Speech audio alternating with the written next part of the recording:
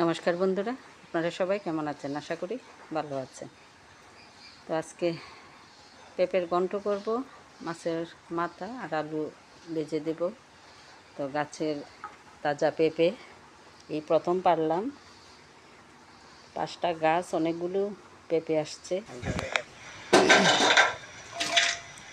আলুগুলো একটু সিদ্ধ করে ভেজে নেব, ভেজে তারপরে পেঁপেটা একটু কুড়ায় রাখছি। বাইরে প্রচণ্ড বৃষ্টি, আজকে 3-4 দিন ধরে একাধারে বৃষ্টি। তো বৃষ্টির দিন রান্নারও কিছু নেই, তো ভাবলাম পেঁপের ঘন্ট করি আর বেগুনে বড়া করব। খাওয়ার তো আমরা দুজনেই, আমার হাজব্যান্ড আর আমি।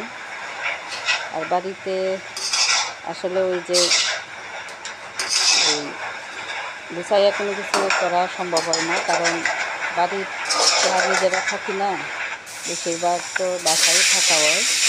ওইখানে আসলে কোনোরকম এই যে মানুষ যেরকম পিকনিকে যায়, পিকনিকে গিয়ে একটু শরীরের উপরে কোনো কিছু হাতে নিয়ে যায় বা করার চেষ্টা করে, ওই জায়গায় গিয়ে আমারও ঠিক তেমনই বাড়ি থাকলে আসলে পরে সব সরঞ্জাম পাই না ঠিক মতো, যা সামনে থাকে তা দিয়ে কাজ করি।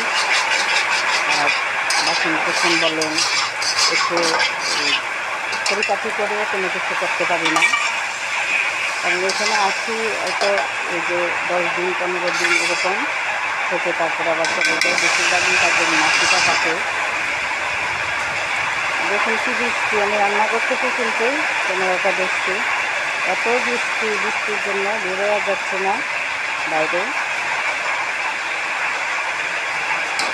তো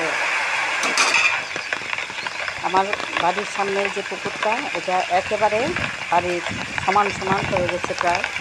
পাশে আবার আমার জমি হাল চাষ করে গেছে, কিন্তু লাগাই নাই। অনেক ভালো হয়েছে, কারণ লাগাইতে যদি তাইলে ওই যে এই পানির যে চারা, এটা পানির নিচে চলে যেত।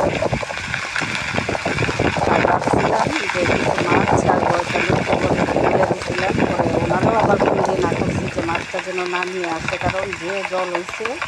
আর আজকে রাত্রে যদি এরকম বৃষ্টি হয় তাইলে একেবারে সব মাছ চলে যাবে অন্য জায়গায়, যার কারণে ওনারা ফোন দিয়ে না করছি। আর বাড়িতে আসলে বন্ধুরা অনেক কাজ থাকে, এই যে কিছু গাছের ডাল কাটতে হয়, অন্যের জমিতে এই যে ডালের ছায়া পড়ে কমপ্লেন আসছে, এই কাজটাও করতে হবে টুকটাক, এটা সেটা অনেক কাজ থাকে। আপনাদের সাথে কথাও বলছি, রান্নাও করতেছি, বাইরে সব কিছু আবার একটু গিয়ে দেখতেছি।